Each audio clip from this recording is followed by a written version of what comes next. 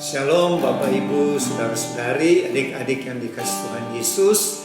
Selamat berjumpa lagi di hari Minggu terakhir bulan September, yaitu tanggal 25 September tahun 2022. Dan saat ini kalau kita ke Holy Land akan menyambut tahun baru kaum Yahudi, yaitu perayaan Rosh Hashanah yang akan berlangsung sebentar sore sekitar jam 6 waktu Indonesia bagian Barat, ya. Jadi mari kita fokus hati, pikiran dan jiwa kita kepada Tuhan, dan mari kita buka ibadah kita perjamuan kudus keluarga Warlord Ministry. Kita buka dengan doa mohon pimpinan dan kehadiran Tuhan Yesus. Mari kita berdoa.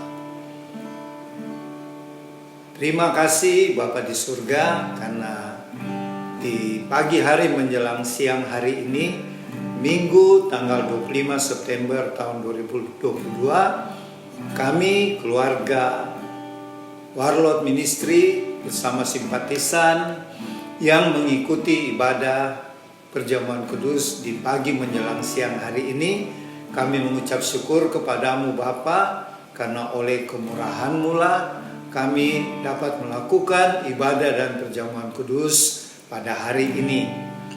Pimpinlah ibadah kami Bapa dari awal, pertengahan sampai selesai, dan hadirlah juga di rumah Bapak Ibu, saudara-saudari, adik-adik yang sedang mengikuti ibadah ini, sebagaimana Tuhan hadir di Tabernacle House of Warlord di Sentul City. Jadilah ibadah kami pada hari ini di dalam nama Bapa dan Anak dan Roh Kudus. Di dalam nama Tuhan Yesus Juru Selamat kami yang telah mengajar kami berdoa bersama. Bapa kami yang ada di dalam sorga, dikuduskanlah namamu. Datanglah kerajaan-Mu, jadilah kehendak-Mu di bumi seperti di sorga. Berikanlah kami pada hari ini makanan kami yang secukupnya, dan ampunilah kami akan segala kesalahan kami, seperti kami juga mengampuni orang-orang yang bersalah kepada kami. Dan janganlah membawa kami ke dalam pencobaan, tetapi lepaskanlah kami dari segala yang jahat. Karena Engkaulah yang mempunyai kerajaan dan kuasa dan kemuliaan sampai selama-lamanya, di dalam nama Tuhan Yesus. Amin.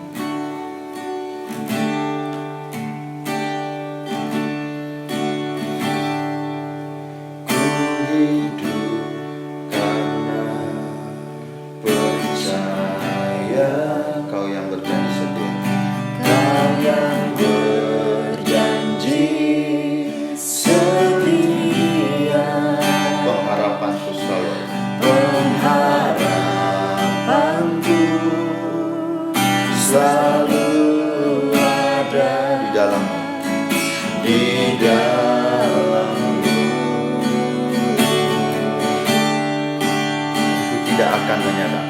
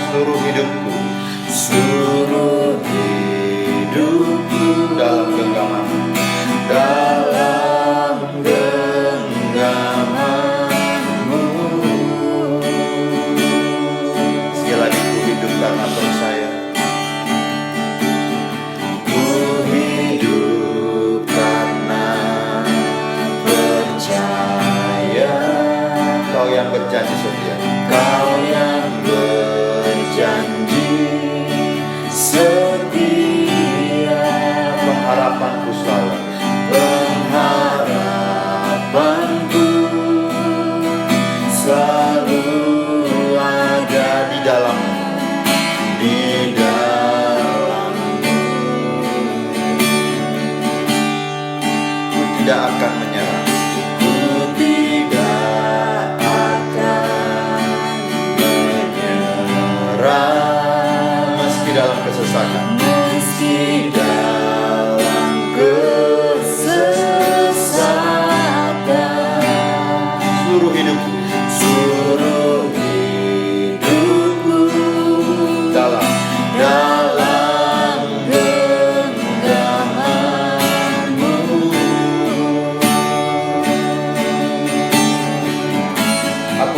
Tuhan yang besar.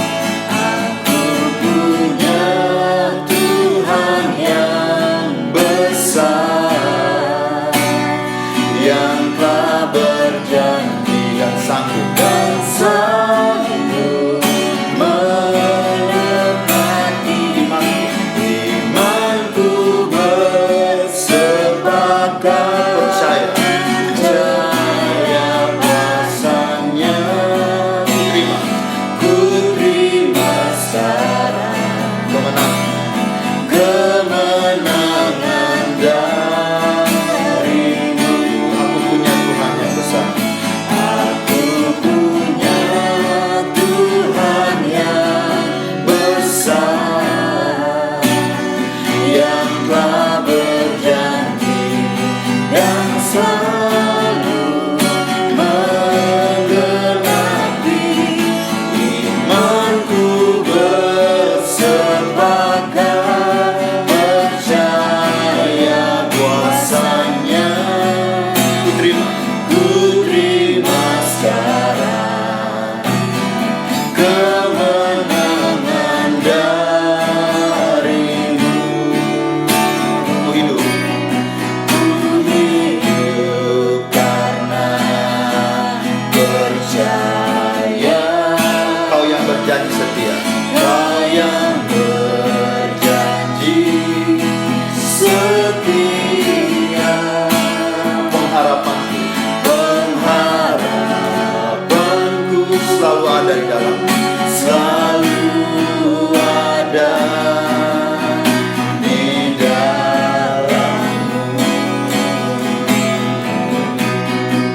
Ku tidak akan menyerah. Ku tidak akan menyerah Meski dalam kesesakan. meski dalam kesesakan. Seluruh hidupku Seluruh hidupku dalam genggaman. dalam genggamanmu. Dan aku punya Tuhan yang besar. Aku punya Tuhan yang besar, yang telah berjanji dan sanggup menggenapi imanku bersepakat percaya kuasanya. Ku terima sekarang Kemenangan. kemenangan darimu. Aku punya. Aku punya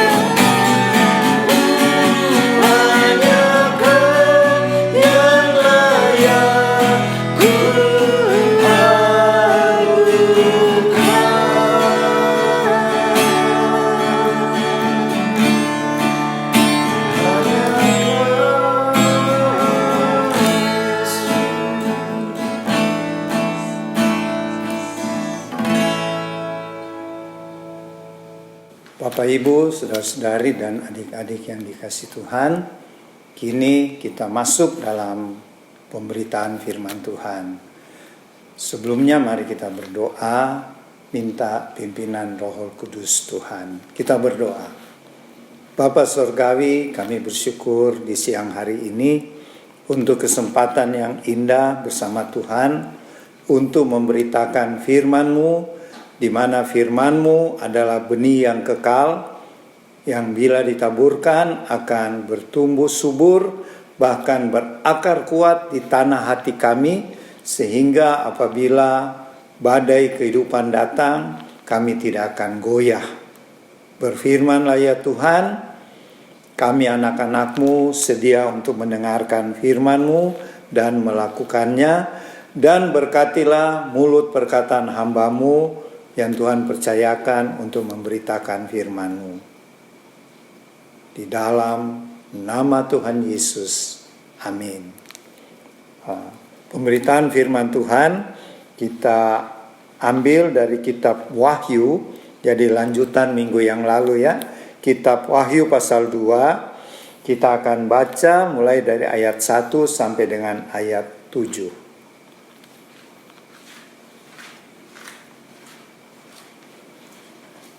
Kepada jemaat di Efesus. Tuliskanlah kepada malaikat jemaat di Efesus. Inilah firman dari Dia yang memegang ketujuh bintang itu di tangan kanannya dan berjalan di antara ketujuh kaki dian emas itu. Aku tahu segala pekerjaanmu, baik jeripayahmu maupun ketekunanmu. Aku tahu bahwa engkau tidak dapat sabar terhadap orang-orang jahat, bahwa engkau telah mencobai mereka yang menyebut dirinya rasul, tetapi yang sebenarnya tidak demikian, bahwa engkau telah mendapati mereka pendusta. Dan engkau tetap sabar dan menderita oleh karena namaku, dan engkau tidak mengenal lelah. Namun demikian, aku mencela engkau, karena engkau telah meninggalkan kasihmu yang semula. Sebab itu, ingatlah betapa dalamnya engkau telah jatuh. Bertobatlah dan lakukanlah lagi apa yang semula engkau lakukan. Jika tidak demikian, aku akan datang kepadamu dan aku akan mengambil kaki dianmu dari tempatnya, jikalau engkau tidak bertobat. Tetapi ini yang ada padamu, yaitu engkau membenci segala perbuatan pengikut-pengikut Nikolaus, yang juga kubenci. Siapa bertelinga, hendaklah ia mendengarkan apa yang dikatakan Roh kepada jemaat-jemaat. Barang siapa menang, dia akan kuberi makan dari pohon kehidupan yang ada di taman Firdaus Allah. Amin.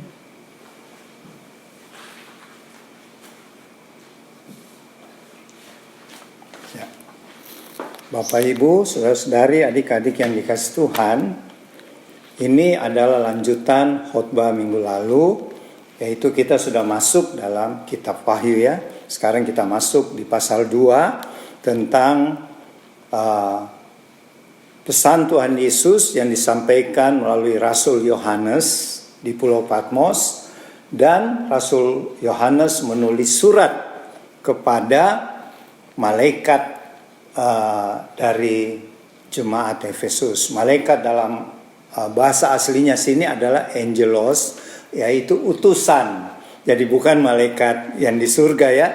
Di sini adalah utusan, sama dengan kalau sekarang duta-duta Kristus. Jadi utusan dari Efesus yang berkunjung ke Pulau Patmos itu mendapat surat dari Rasul Yohanes untuk disampaikan kepada jemaat di Efesus ya. Efesus itu di mana Bapak Ibu Saudara-saudari? Itu kalau kita pergi sekarang ke negara Turki, dia bukan nama Efesus lagi, tetapi namanya kota Selçuk. Selçuk di provinsi Izmir di negara Turki. Dan di kota Efesus atau Selçuk ini ada 3 hal yang penting, yaitu yang pertama, rumah terakhir Bunda Maria, jadi Santa Maria, Bunda Tuhan Yesus, terakhir dia tinggal di kota Efesus. Kenapa? Karena dia ikut sama Rasul Yohanes. Waktu Tuhan Yesus disalibkan, Tuhan Yesus katakan kepada muridnya, "Hai anakku, lihatlah ibumu." Jadi maksudnya Rasul Yohanes harus perhatikan Bunda Maria, ya. Jadi waktu Rasul Yohanes pergi menginjil ke Efesus yang sekarang Turki, kota Selçuk, Bunda Maria juga dibawa ke sana. Dan kalau kita pergi ke Holy Land melalui Turki, kita akan ketemu di sana rumah terakhir tempat Bunda Maria tinggal di kota Selçuk atau dulu Efesus, ya. Dan hal yang kedua, di kota Efesus ini ada makamnya Rasul Yohanes. Jadi setelah Rasul Yohanes selesai pembuangan di Pulau Patmos, dibebaskan dia sebagai narapidana, karena dia di Pulau Patmos sebagai narapidana, ya. Kenapa dia menjadi narapidana? Karena dia memberitakan Injil Kristus, ya. Memberitakan kebenaran di dalam Tuhan, malah dia ditangkap oleh penguasa di zaman itu dan dibuang ke Patmos. Dan di Pulau Patmos inilah dia mendapat pewahyuan atau apokaliptik atau revelation, ya.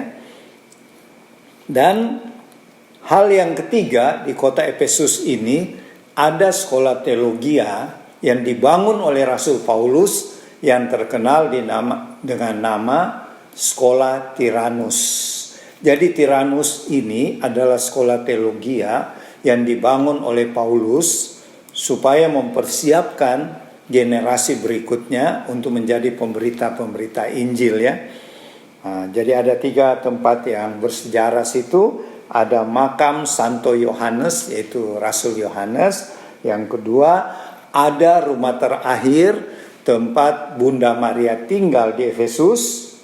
Dan yang ketiga, ada sekolah teologia Tyrannus. Nah, kita kembali ke pembacaan kita tadi. Tuhan Yesus berpesan kepada 7 jemaat. Kenapa 7? Karena angka 7 itu secara gematria, angka-angka dalam orang Israel punya arti, ya, yang disebut gematria. Angka 7 itu adalah angka sempurna untuk pengampunan. Jadi angka 7 ini dihubungkan dengan Tuhan Yesus yang mengampuni kita, ya. Itu angka 7 sempurna. Jadi 7 jemaat sebenarnya zaman itu di Turki atau di Asia Kecil bukan cuma 7 jemaat, banyak.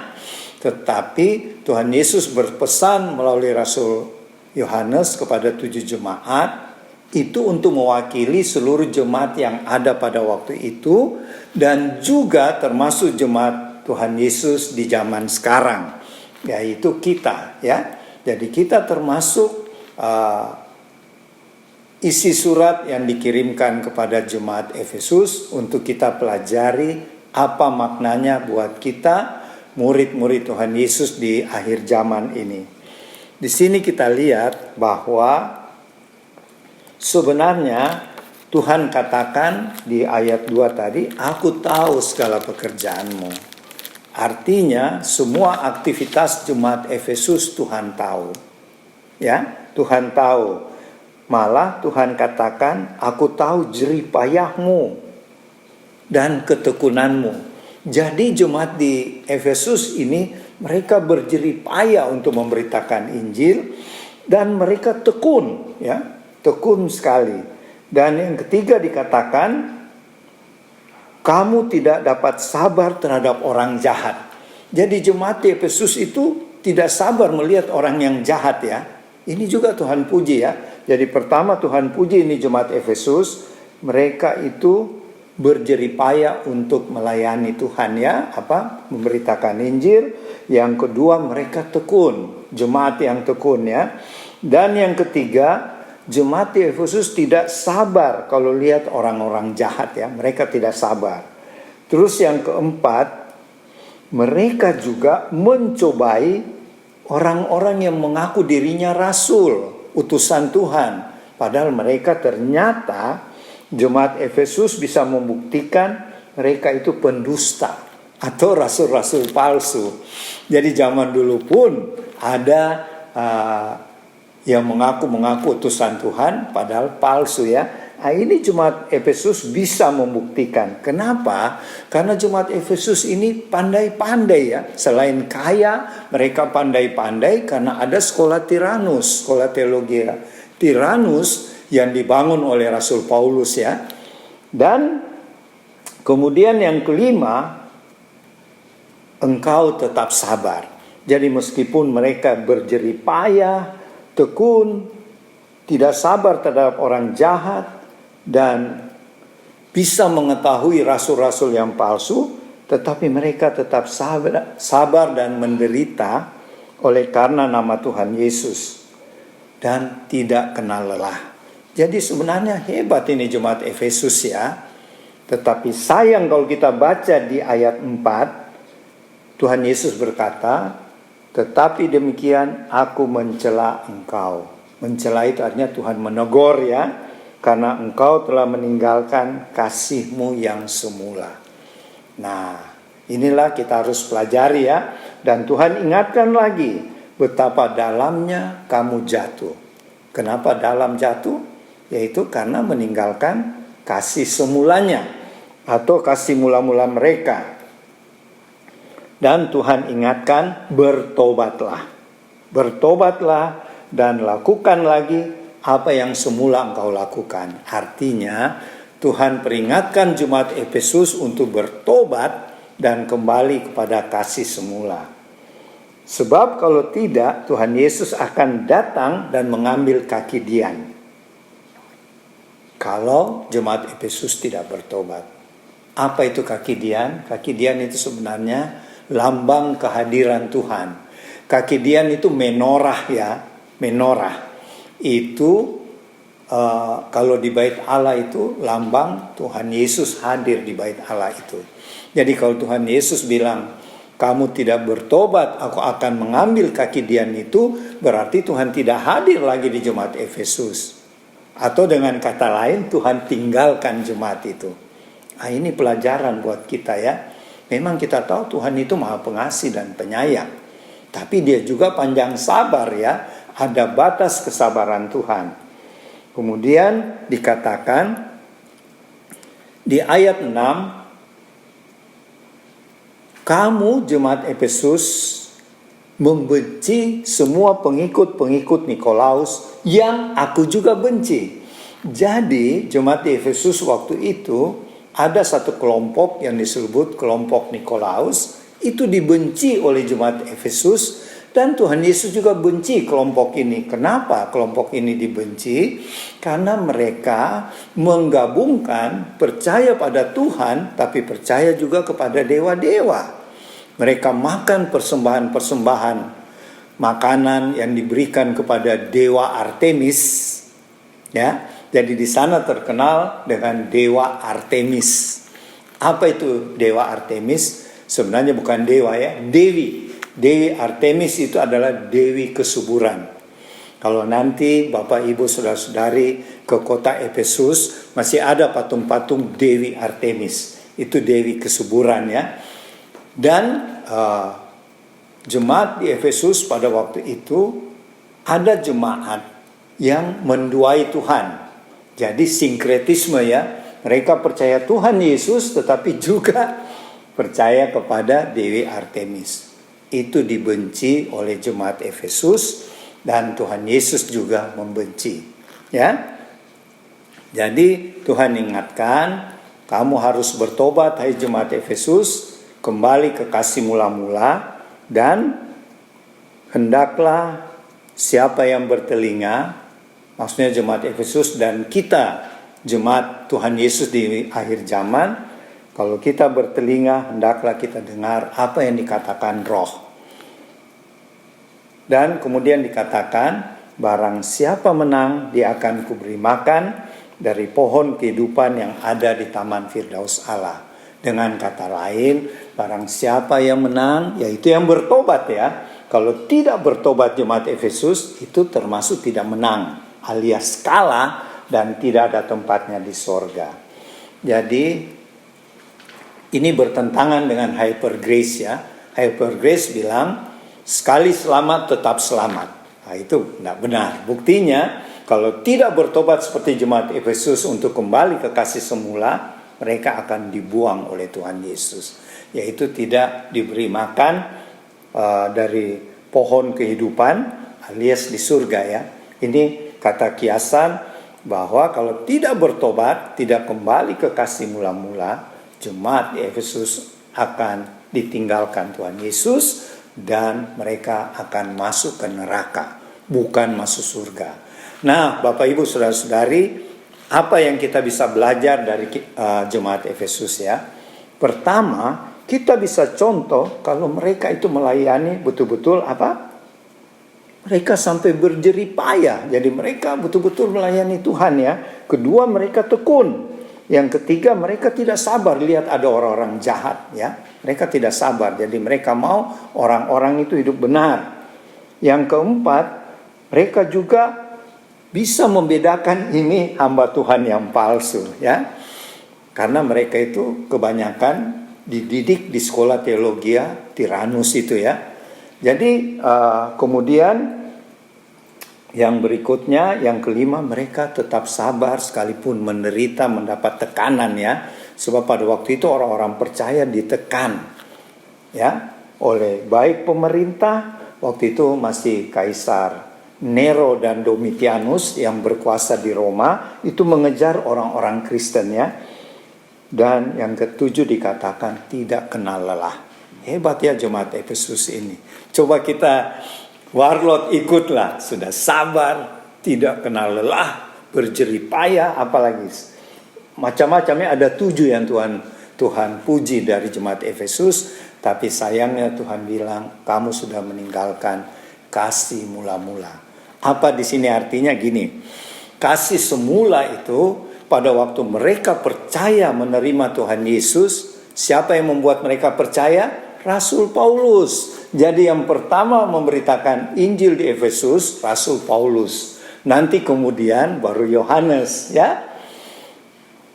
Jadi yang mendirikan, membentuk jemaat Efesus ada Rasul Paulus dan dibantu oleh Priscilla dan Aquila. Nah, itu 2 tokoh ya, suami istri, Priscilla Aquila. Itulah yang membangun jemaat di Efesus. Dan yang menjadi gembala pertama di Efesus siapa? Timotius. Dan dia masih muda.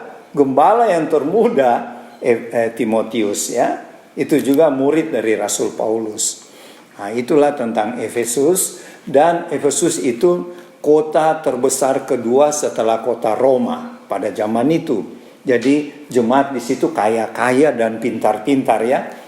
Dan mereka rajin beribadah sampai jerih payah, tapi sayangnya Tuhan tegur mereka meninggalkan kasih mula-mula. Artinya begini ya, disebut kasih mula-mula pada waktu mereka pertama terima Yesus, mereka itu apa? Sungguh-sungguh dengan tulus mengasihi Tuhan. Kita ingat 2 hukumnya, kasihilah Allahmu dengan segenap hati, segenap jiwa, dan kasihilah sesamamu manusia seperti dirimu sendiri. Ini kasih ini sudah ditinggalkan oleh jemaat Efesus. Padahal mereka rajin. Mereka rajin baca firman. Mereka pintar firman Tuhan. Tapi sayangnya tanpa kasih. Ini yang bahaya. Kalau kita pintar firman tapi kita juga rajin melayani tapi tidak ada kasih. Kasih kepada Tuhan dan kasih kepada sesama. Itu Tuhan mencela. Harus bertobat. Kalau tidak bertobat Tuhan akan tinggalkan. Yang disebut kaki dianmu akan saya cabut, yaitu Tuhan akan tinggalkan dan tidak mendapat tempat di sorga. Jadi barang siapa yang menang masuk sorga, tentu ada yang kalah ya. Yang kalah itu yang tidak mau bertobat kembali kepada kasih semula. Jadi mari teman-teman warlot, Bapak Ibu Saudara-saudari, kita dapat pelajaran dari jemaat Efesus. Pelajaran positif, mereka rajin, mereka semangat melayani Tuhan, tetapi Tuhan ingatkan harus mengasihi Tuhan sungguh-sungguh, mengasihi sesama, itulah yang disebut kasih mula-mula, karena buktinya mereka membenci pengikut Niklaus, padahal maksudnya Tuhan. Tuhan juga benci mereka, karena mereka menduakan Tuhan, tetapi jangan menghakimi. harus kamu membuat mereka bertobat kembali ke jalan yang benar. Tetapi jemaat Efesus merasa dirinya sudah hebat, mereka membenci Nikolaus, bukan mempertobatkan. Ini pelajaran buat warlot juga ya. Kalau ada teman-teman yang jatuh, kita harus membuat dia bertobat. Jangan seperti jemaat Efesus meninggalkan kasih mula-mula. Itu artinya ya, semoga firman Tuhan tentang jemaat Efesus ini bisa jadi pelajaran buat warlot, menjadi pelajaran buat Bapak Ibu saudara-saudari, adik-adik menjelang kedatangan Tuhan Yesus yang kedua kali. Tuhan Yesus memberkati, dan selanjutnya nanti Oma Palar yang akan melengkapi. Selamat siang Bapak Ibu, saudara-saudari di rumah, tim Warlot. Kita berjumpa lagi pada hari Minggu ini, tanggal 25 September. Firman hari ini adalah kita membaca di Wahyu yang kedua. Ya. Waktunya kita mengupas seluruh kitab Wahyu, dan minggu ini adalah Wahyu kedua mengenai jemaat di Efesus. Tuhan Yesus memilih jemaat Efesus. Di situ ada kaki Dian, ya, ada ketujuh roh ya yang kita sudah baca dari Wahyu pertama minggu lalu. Saya tidak ulangi di sini, tapi yang saya tekankan hanya melanjutkan apa tadi yang sudah dikatakan, sudah diuraikan bagaimana jemaat Efesus pada masa itu, bagaimana mereka membawa ada warna Tuhan Yesus di situ. Yang saya melihat di sini, kenapa Tuhan Yesus mengatakan tidak senang karena mereka meninggalkan kasih mula-mula. Tuhan Yesus tidak menolak apa yang mereka lakukan. Mereka tidak suka, membenci, dan apa yang seterusnya yang dikatakan tadi yang mereka lakukan. Tetapi kenapa Tuhan Yesus menolak? Ya. Kita renungkan di sini.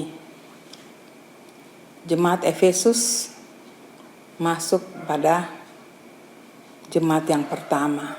Mereka sungguh hebat. Mereka bekerja sangat keras.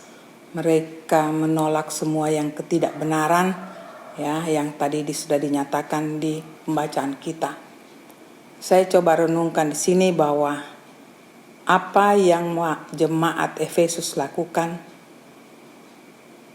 itu benar, tetapi bukan tidak ada kasih.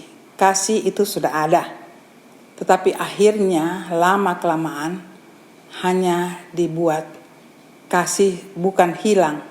Dia berpindah hanya melihat pada fokusnya, salah dan benar.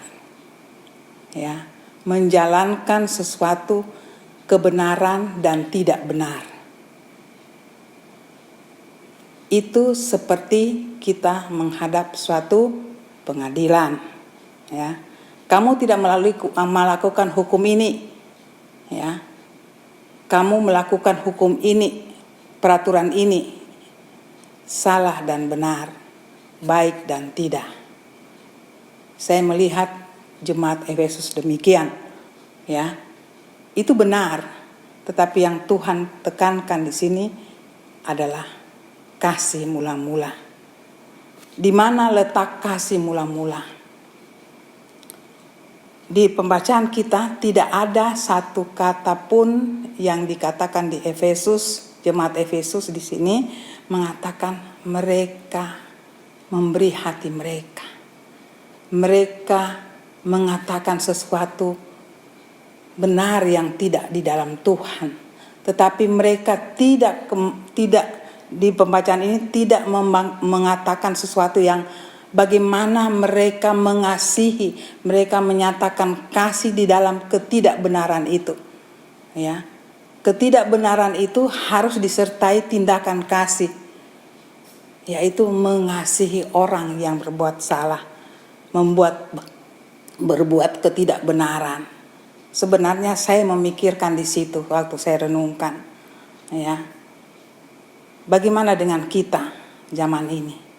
Kadang-kadang apa yang kita sama dengan zaman kita saat ini, kadang-kadang kita menekankan di salah benarnya, ya, di dosa dan tidak dosa, ya, baik atau tidak baik. Kita lupa yang sebenarnya.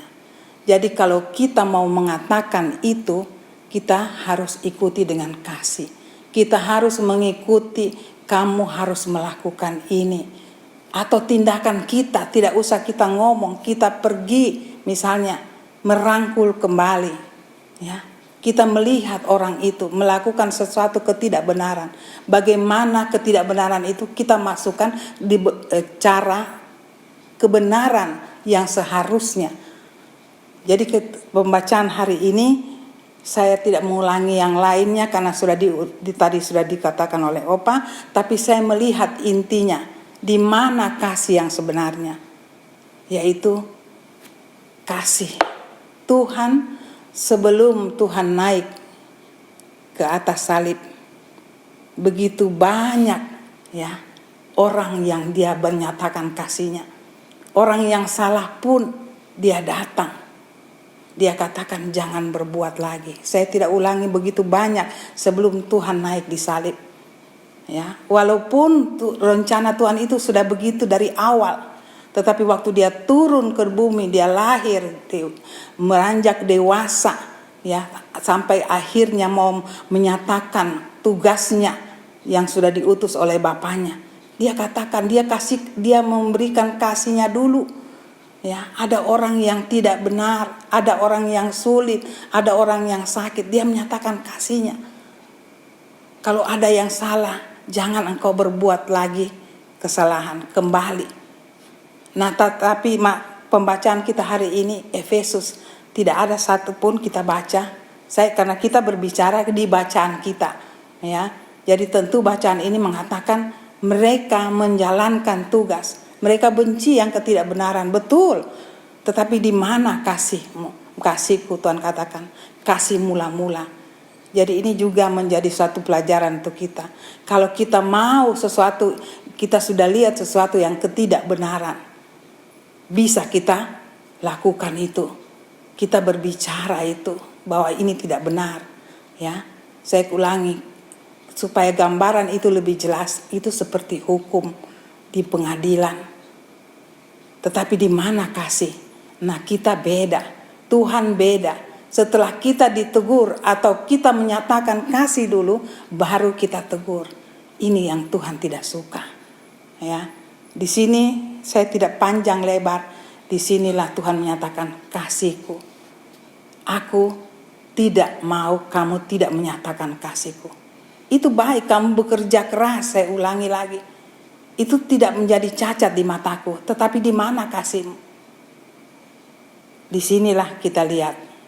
Menjadi pelajaran untuk kita, saya ulangi. Kalau kita memang tidak suka ketidakbenaran itu baik.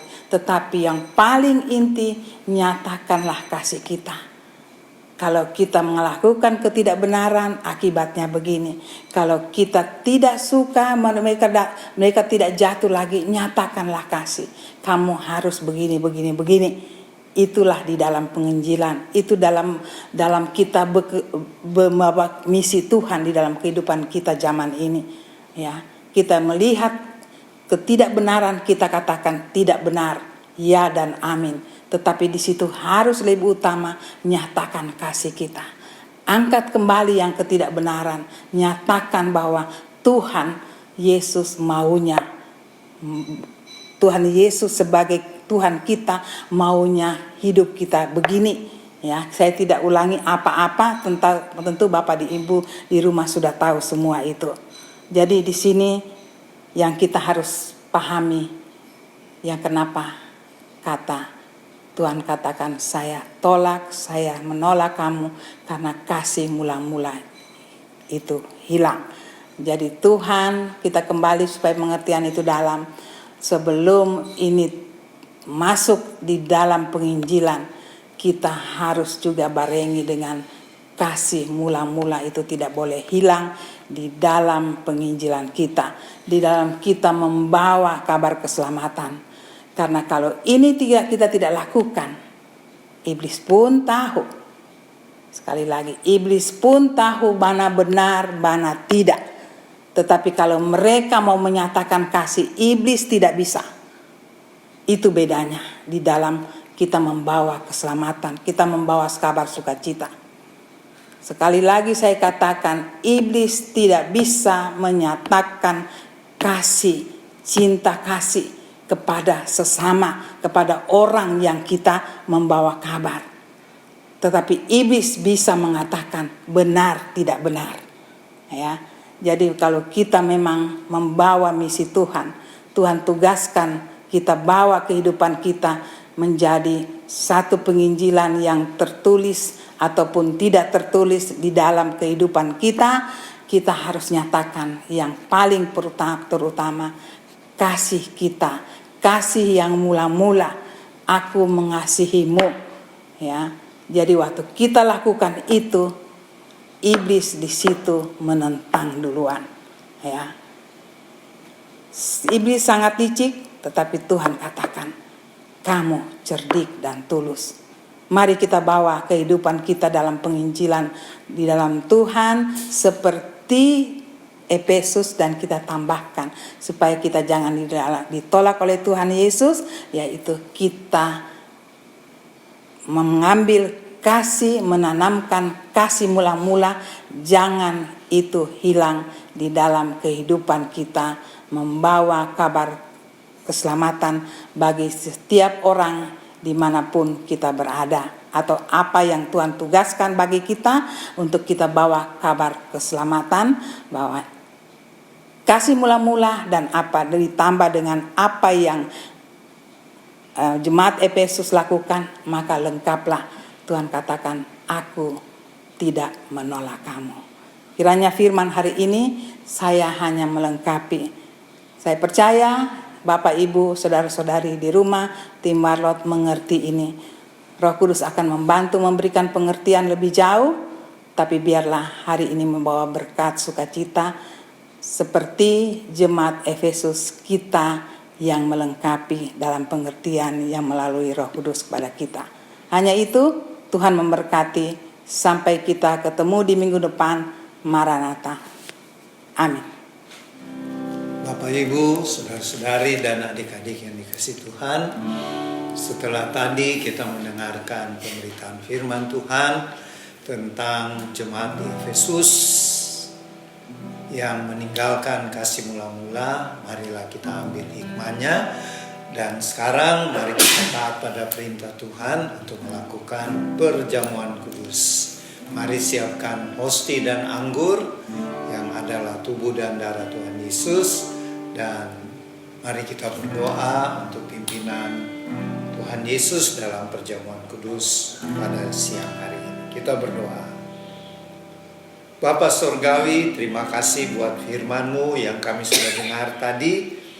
Kiranya dengan pimpinan Allah Roh Kudus kami menjadi pelaku-pelaku firman yang sungguh-sungguh mengasihi Tuhan dan juga mengasihi sesama kami, sehingga kami tidak meninggalkan kasih yang mula-mula itu.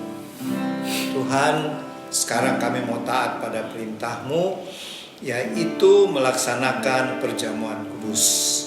Berkatilah hosti anggur yang disediakan oleh Bapak, Ibu, saudara-saudari dan adik-adik di rumah masing-masing, dan juga yang ada di Tabernacle House of Our Lord di Sentul City. Berkatilah ya Tuhan, dan layakkanlah kami untuk menerima tubuh dan darah-Mu melalui perjamuan kudus di siang hari ini.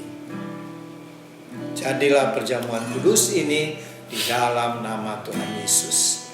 Amin.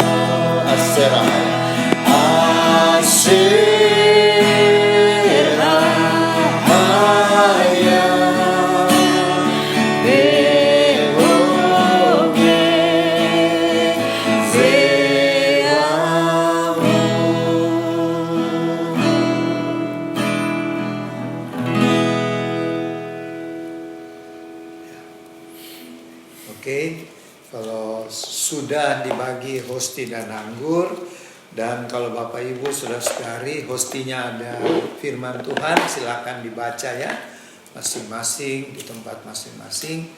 Kami juga yang ada di Tabernakel Warlot akan baca. Mazmur 139 ayat 4. Sebab sebelum lidahku mengeluarkan perkataan, sesungguhnya semuanya telah kau ketahui ya Tuhan.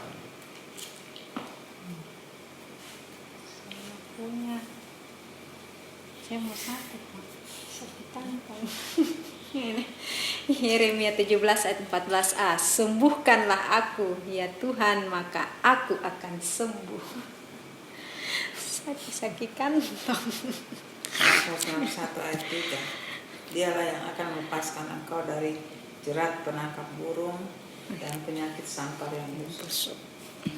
Mazmur.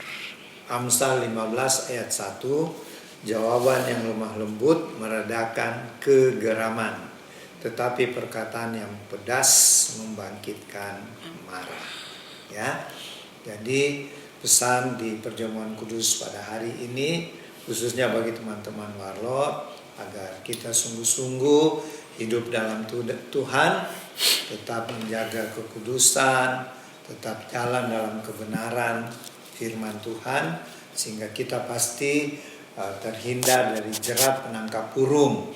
Jerat penangkap burung itu adalah kecelakaan atau musibah yang tiba-tiba yang kita tidak sangka-sangka ya. Jadi untuk tetap kita dalam perlindungan Tuhan, tetaplah dekat dengan sumber kehidupan yaitu Tuhan Yesus ya.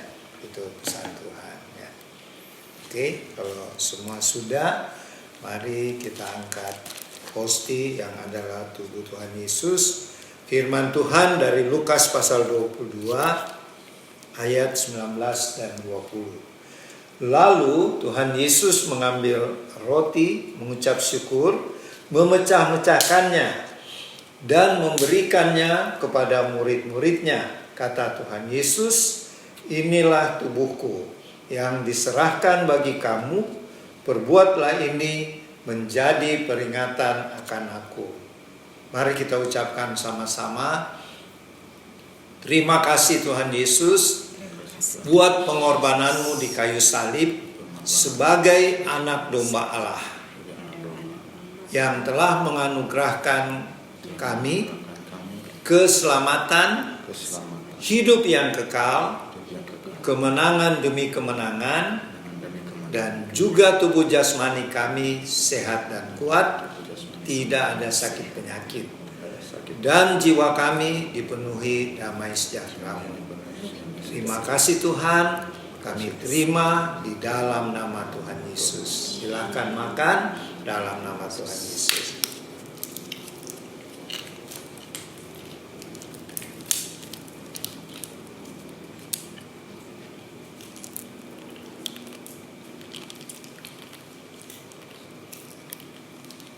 Terima kasih Tuhan. Firman Tuhan berkata lagi, demikian juga dibuat Tuhan Yesus dengan cawan sesudah makan. Tuhan berkata, cawan ini adalah perjanjian baru oleh darahku yang ditumpahkan bagi kamu. Mari kita ucapkan sama-sama. Terima kasih Tuhan Yesus buat darahmu yang suci, darah anak domba Allah yang telah tercurah di kayu salib di Bukit Kalvari. Darah-Mu yang kudus sudah memeteraikan kami dan keluarga menjadi warga kerajaan sorga, menjadi duta-duta kerajaan Kristus untuk memberitakan Injil kerajaan-Mu dan memenangkan jiwa-jiwa bagi Tuhan Yesus sampai kedatangan Tuhan Yesus yang kedua kali, dengan kami memakai hikmat dan kuat kuasa Roh Kudus. Kami terima di dalam nama Tuhan Yesus. Silakan minum dalam nama Tuhan Yesus.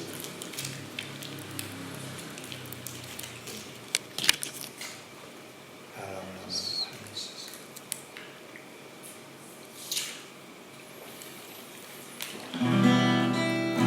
Mari kita mengucap syukur sudah terima perjamuan kudus di siang hari ini dengan memuji dan memuliakan Tuhan.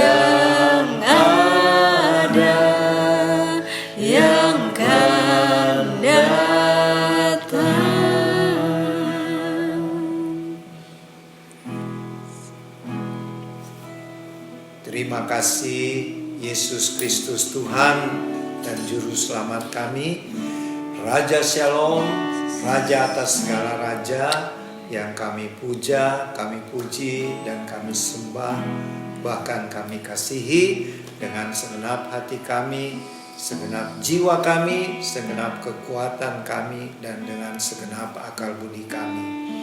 Terima kasih Tuhan Yesus, buat kami sudah memuji-Mu, beribadah kepadamu, menerima perjamuan kudus dari Tuhan pada hari ini.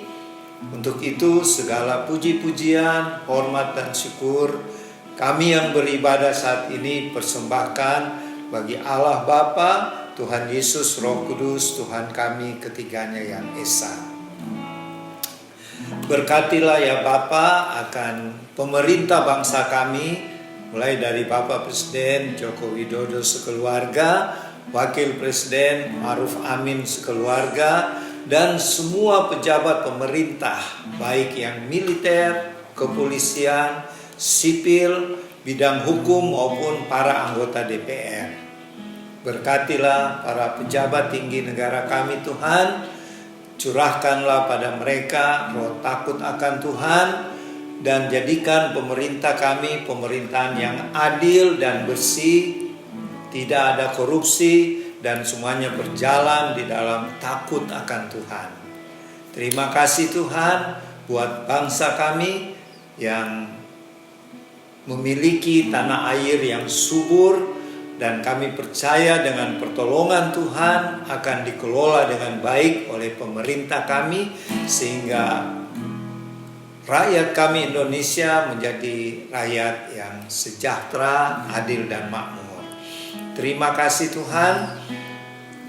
Berkatilah Bapak Ibu, saudara-saudari dan adik-adik yang kekasih yang mengikuti ibadah dan perjamuan kudus keluarga Warlord Ministry di siang hari ini. Berkatilah di dalam pekerjaan, bisnis yang Tuhan percayakan kepada Bapak Ibu saudara-saudari, sehingga pekerjaannya mengalami promosi, bisnis mereka juga menghasilkan pendapatan-pendapatan yang semakin meningkat. Dan bagi saudara-saudari, adik-adik, bahkan anak-anak kami yang sedang dalam pendidikan, studi baik di tingkat perguruan tinggi, bahkan pasca sarjana, tingkat menengah, bahkan sekolah dasar, taman kanak-kanak, Tuhan berkati sehingga mereka akan berhasil dalam studinya dan mencapai cita-cita yang Tuhan karuniakan di dalam hati mereka. Dan Tuhan berkatilah semua teman-teman Warlord Ministry, persiapkanlah kami setiap hari Tuhan untuk melayani Tuhan, melayani sesama kami yang memerlukan pertolongan Tuhan, sehingga nama Tuhan dipermuliakan.